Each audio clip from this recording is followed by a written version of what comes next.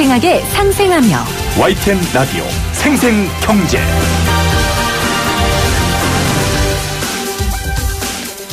안녕하세요. YTN 라디오 생생경제 김혜민입니다. 오늘 오후 1시경에 강릉 한 펜션에서 수능을 끝낸 남학생 10명이 단체 숙박 중 의식을 잃고 쓰러진 것을 펜션 주인이 발견했습니다. 4명이 사망했고 6명은 의식이 없는 것으로 파악됐는데요. 수학 여행길에 참변을 당한 세월호 아이들이 생각나기도 하고 또 며칠 전 목숨을 잃은 김용균 씨, 아들의 영정을 품에 안고 울부짖던 어머니 모습도 생각나 더 가슴이 아픈 뉴스였습니다. 아직 지금 정확한 원인은 나오지 않고 있습니다. 만약 또 한 번 이것이 어른들의 안전불감증에서 비롯되었다면 우리는 또 한 번 아이들 앞에서 고개를 들 수 없는 때가 올 겁니다. 또 다시 한 번 말입니다. 2018년 12월 18일 YTN 라디오 생생경제 지금 시작합니다.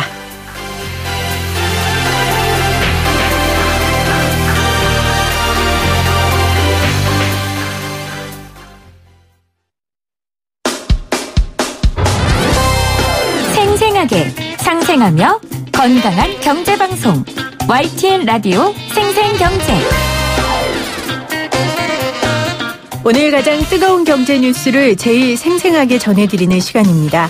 어제 내년도 경제정책 방향을 논의하는 확대 경제장관 회의가 열렸죠. 관련 소식 저희가 정리해드리기도 했었는데요. 중국도 한 해의 경제 성과를 돌이켜보고 경제정책의 밑그림을 그리는 회의인 이 중앙경제공작회의가 내일부터 열립니다. 이 회의에서 2019년 중국 경제 목표 성장률을 하향할 수 있다는 전망이 나왔습니다. 기분 좋은 비유는 아닙니다만 우리 경제의 중국 의존도를 냉정하게 보면 이 중국이 재채기를 하면 우리는 독감에 걸리는 수준이라고들 하죠. 좀 알아봐야겠습니다. 중국경영연구소 소장이자 용인대 중국학과 박승찬 교수 전화 연결돼 있습니다. 교수님 안녕하세요. 안녕하세요. 지금 중국에 계시죠? 네, 지금 북경에서 지금 행사가 있어서 기조 발표로 잠시 들어와 있습니다. 네, 중앙경제공작회의 참여하러 가신 건 아니시죠? 네, 지금 한중통상협력 비즈니스 포럼이라고 있는 지금 행사를 하는데요. 네. 중국과 한국 간의 협력을 통해서 제3국으로 같이 잘 나가보자. 그다음에 네. 신유통 부분의 협력을 가속화해보자라는 이런 큰 포럼에서 지금 기조 발표하러 잠시 출장 와 있습니다. 네, 중국 경제에 있어서는 굉장한 전문가로 알려져 계신 교수님이신데 일단 중국의 경제 규모, 세계 경제 대국인 건 알지만요. 지금 어느 정도입니까? 지금 중국이 전체 GDP가 한 14조 한 3, 4천억 달러 하니까요. 네. 그러니까 전 세계 경제 기여도가 한 16% 이상이 되는 엄청난 규모죠. 그래서 미국 다음으로 지투자라는 말씀은 다 알고 계실 거고요. 네. 문제는 전체 경제 규모를 떠나서 한국 입장에서는 매우 중요한. 그렇죠. 그러니까 우리나라 수출에 홍콩을 포함한다고 해서 한 25%까지 우리나라 수출해서 먹고 사는 나라인데 네. 25%가 중국 정부에 의지하고 있으니 중요한 나라겠죠. 네. 그래서 저희가 내일부터 열리는 이 중앙경제공작회의에 관심을 가지지 않을 수가 없습니다. 이 중앙경제공작회의라는 게 어떤 건지 어떤 의미가 있는지 좀 짚어주실까요? 네. 좀 들으시는 분이 잘 또 모를 수 있으니까 좀 쉽게 설명을 드릴게요. 이게 이제 1994년도부터 매년 이제 한 차례 연말에 하는 건데요. 이게 당정, 중국 지역에 있는 시장들 성장, 높은 사람은 다 참여하는 경제 정책 결정회의다라고 보시면 되는데, 네. 어떤 걸 이야기하느냐? 지난 한 해, 그러니까 올해 같은 경우는 2018년 한 해 경제 현황이 어떤 게 있었고, 어떤 성과가 있었고, 그다음에 이제 국내 경제 상황에 따라 전체적으로 논의하는 회의죠. 네. 플러스 내년도 이제 우리가 경제 방향성, 그러니까 성장이라든가 정책 목표, 그다음에 재정 통화 정책 이런 방향을 정하고 지키는 그다음에 그런 제도를 만드는 하나의 연례 회의다라고 이해하시면 될 것 같습니다. 자, 그런데 이 회의에서 내년도 목표 성장률을 발표하는데 그 목표치를 낮출 가능성이 크다라는 지금 예상이 나오고 있는 겁니다. 얼마에서 얼마로 낮출 가능성이 크다는 겁니까?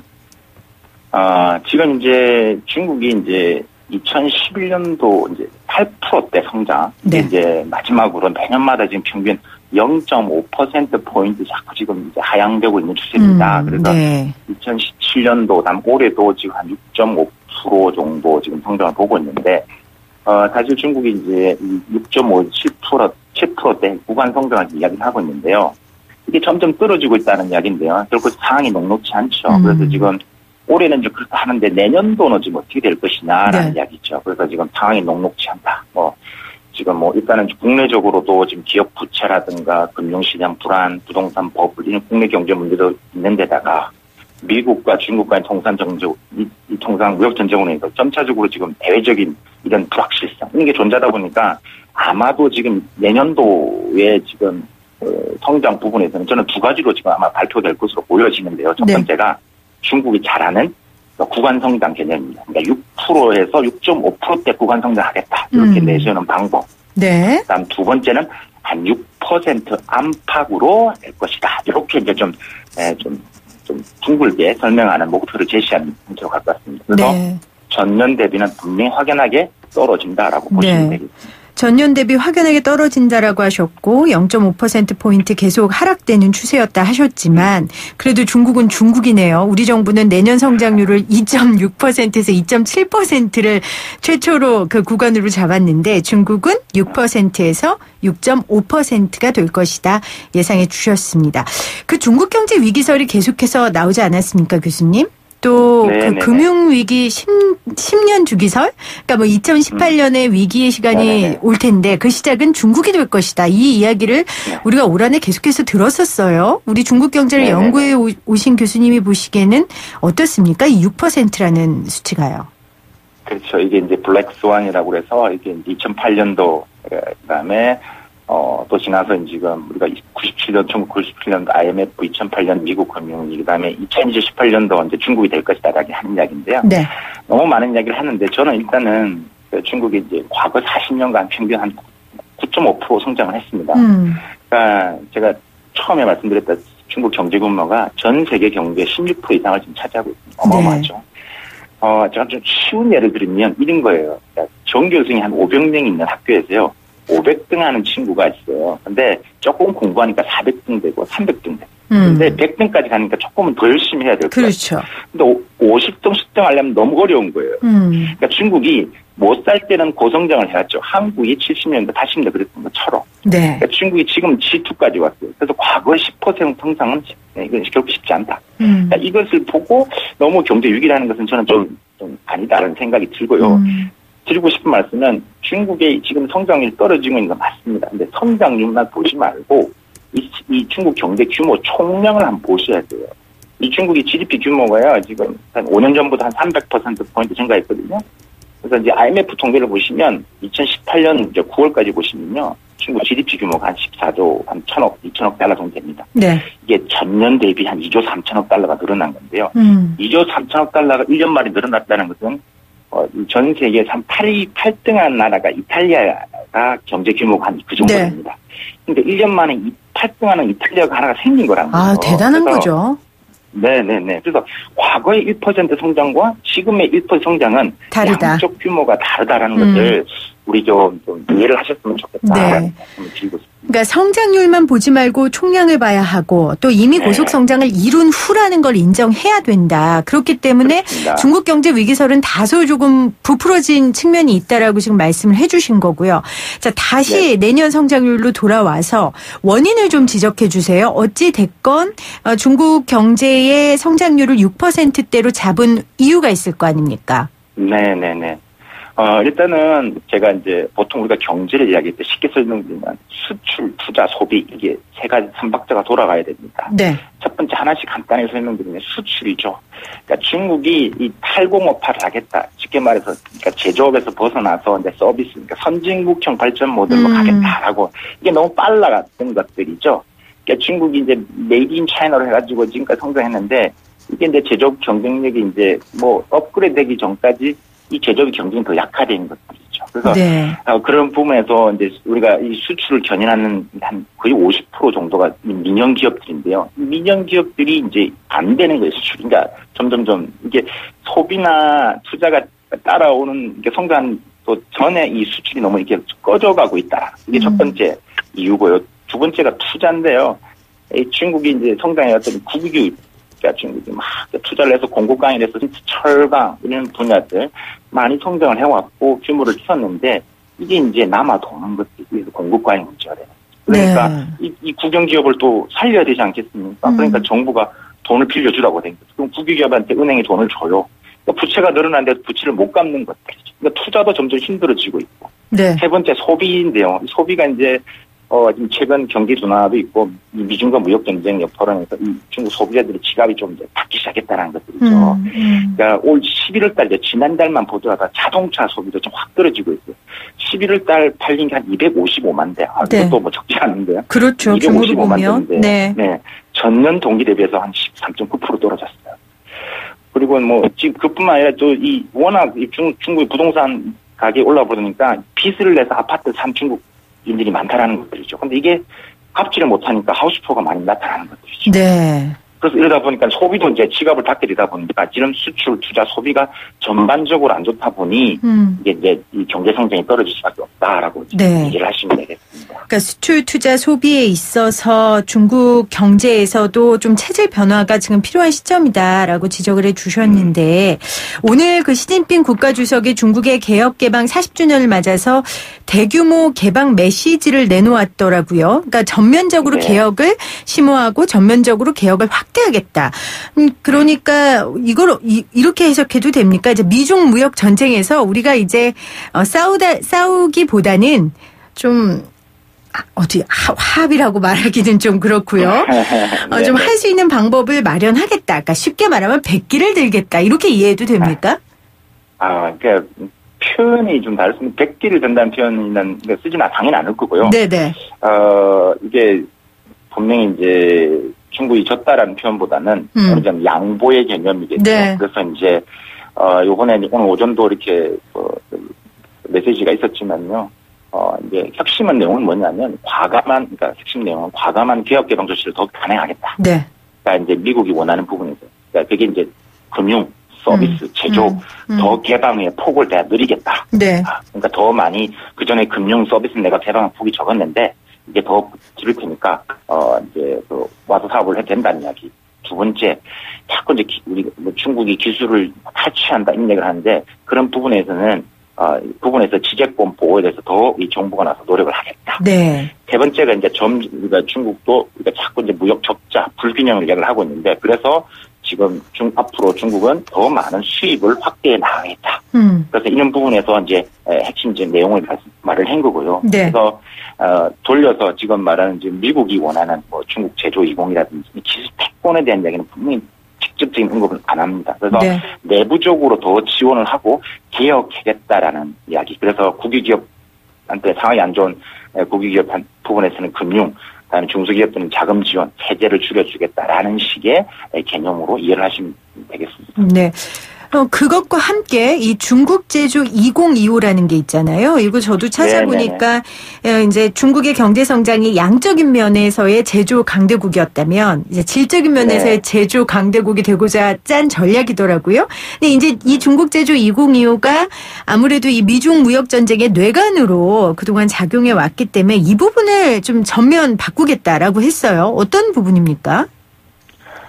이게 이제 중국 제조 2025라는 게 이제 모든 것을 내 스스로 자금률을 높이겠다는 거죠. 자금률을 높이겠다. 앞으로, 네. 그러니까 미래의 먹거리. 그러니까 지금은 중국이 반도체라든지 뭐 우리가 로봇이라든지 AI라든지 인공지능 모든 부분에서 많이 외국에서 의지를 하고 있다. 반도체 같은 게 가장 대표적인 부분이죠. 네. 가장 수요량이 많은 게 중국인데 모든 걸 수입을 해야 되겠다. 우리가 능력을 키워서 우리의 스스로 해결하잖아. 그게 이제 중국 제조 2025의 핵심입니다. 네. 이것을 미국은 가만히 볼 리가 없죠. 그러니까 중국은 너희는 2등만 해라는 거지. 중국 제조 강국으로 가지 말고 제조 대국만 해라는 거지. 근데 이 중국 제조 2025의 목적은 나 이제 제조 대국 안 하고 제조 강국 할래. 나 기술 강국 할래. 이런 이야기거든요. 네. 근데 미국이 자꾸 이제 그걸 이제 없애라고 하니까 중국 입장에서는 이걸 폐지는 안 합니다. 약간의 변경은 있겠지만. 그러니까 이런 거죠. 중국 공산당이 제시한 이 국가 아젠다. 이 중국 제조 2025는 시진핑 주석이 이야기했지만 공산당이 이야기한 겁니다. 국가 아젠다가 이런 타국, 그러니까 미국이나 기타국에 의해서 수정 변경된다? 이건 결국 공산당의 정치적 리더십의 몰락을 의미하는. 그러니까 있을 수 없는 거죠. 네. 그렇죠.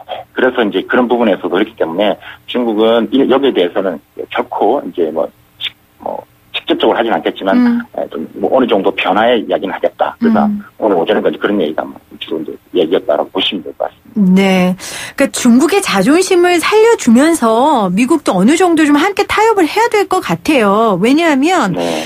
미국 중국 무역 갈등이 저희에게 굉장히 영향이 크기 때문에 제가 이런 바람을 갖게 되는데 사실 올 한 해 증시도 그렇고요. 이 미중 무역 갈등의 위험 요소가 저에게 굉장히 위협적이었습니다. 자, 그렇다면 이 미중 무역 갈등의 위험 요소가 좀 없어진다면 우리나라 경제에는 어떤 영향을 끼칠까요? 제 생각일 때는 먼저 중국 입장에 잠시만 좀 보완을 설명드리면요. 네. 중국 입장에서는 자력 경쟁의 좋은 기회로 삼을 겁니다. 그래서 이제 말씀하셨다시피 이 경제적 실력과 중국의 정치적 명분이 이 찾는 교집합 노력이 이제 해야 되는데 결코 이 미중 간의 이야기는 하루아침에 끝날 문제가 아니고 계속 간다. 자, 그래서 그럼 우리는 어떻게 해야 되냐? 저는 이제 크게 한 3가지 정리해서 영향과 대응 이야기를 좀 드린다라면 네. 첫 번째가 지금 좀 전에 우리가 중국 제조 20 이야기를 하면서 기술 패권 이야기를 했는데요. 지금 미국이 자꾸 이제 동맹국 한국을 포함해서 일본, 영국, 독일 이런 동맹국들한테 이제 중국산 기술 제품 사지 말아라는 거죠. 그죠? 국가 정보 모두 노출시키는 것 같다. 그다음에 이제 중국산 기술 제품 수입을 아예 요구를 금지를 해라. 이렇게 요구를 하는 게 생길 수 있기 때문에 거기에 지금 미국과 중국 기술 패권 싸움에 끼어 있는 우리 상황이 녹록지 않다라는 거죠.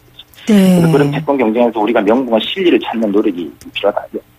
한 곳만 이게 기울어지면 또 우리가 과거에 봤던 사드 문제나 여러 가지 이런 문제가 또 생길 수 있기 때문에 네, 정치적으로 문제가 생기는군요. 네. 그렇죠. 네, 그런 부분은 또 우리가 전체적으로 고려를 해야 된다는 이야기고요. 두 번째는요.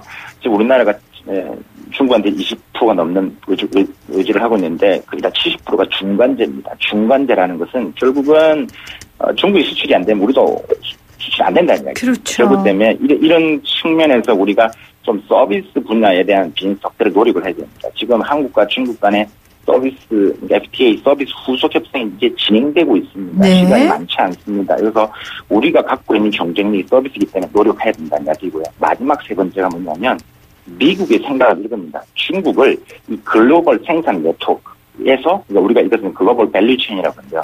그러니까 전체에서 중국이 너무 많은 것을 차지하고 있다. 이 중국을 이게 빼라는 게 미국의 트럼프의 생각입니다. 분명히 원한 변화가 생길 겁니다. 그래서 미국이 원하는 것은 이런 관제 전쟁, 무역이 아니라 이 글로벌 밸류 체인에서 중국을 어떻게 하면 뺄 것이냐라는 것을 고민하는 것이죠.